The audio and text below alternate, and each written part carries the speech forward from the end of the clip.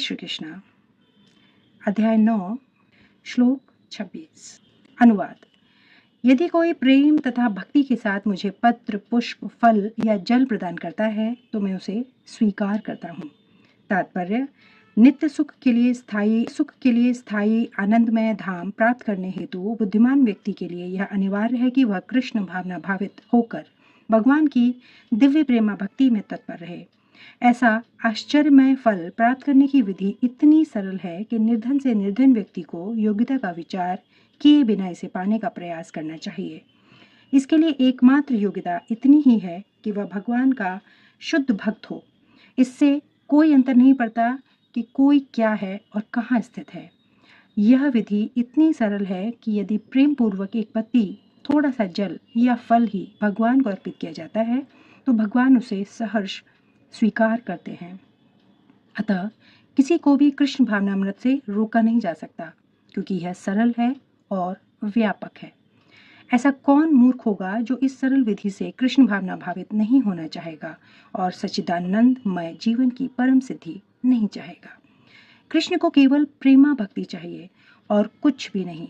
कृष्ण तो अपने शुद्ध भक्त से एक छोटा सा फूल तक ग्रहण करते हैं, किंतु अभक्त से वे कोई भेंट नहीं चाहते।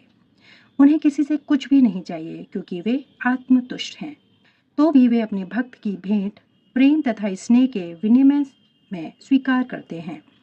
वे मायावादी चिंतक भगवद गीता के इस श्लोक का अर्थ नहीं समझ सकेंगे, जो यह मानकर चलते हैं कि परब्रह्म इंद्रिय रहित है। उनके लिए यह या तो रूपक है या भगवद गीता के उद्घोषक कृष्ण के मानवीय चरित्र का प्रमाण है। किंतु वास्तविकता तो यह है कि भगवान कृष्ण इंद्रियों से युक्त हैं और यह कहा गया है कि उनकी इंद्रियां परस्पर परिवर्तनशील हैं। दूसरे शब्दों में, एक इंद्रिय दूसरे इंद्रिय का कार्य कर सकती है। कृष्ण को पर ब्रह्मा कहने का आशय यही है। इंद्रिय रहित होने पर उन्हें समस्त ऐश्वर्यों से मुक्त नहीं माना जा सकता। 7वें अध्याय में कृष्ण ने बताया है कि वे प्रकृति के गर्भ में जीवों को स्थापित करते हैं।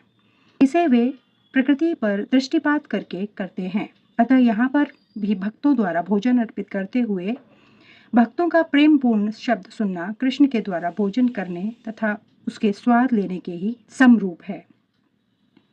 इस बात पर इसलिए बल देना होगा क्योंकि अपनी सर्वोच्च स्थिति के कारण उनका सुनना उनके भोजन करने तथा स्वाद ग्रहण करने के ही समरूप है।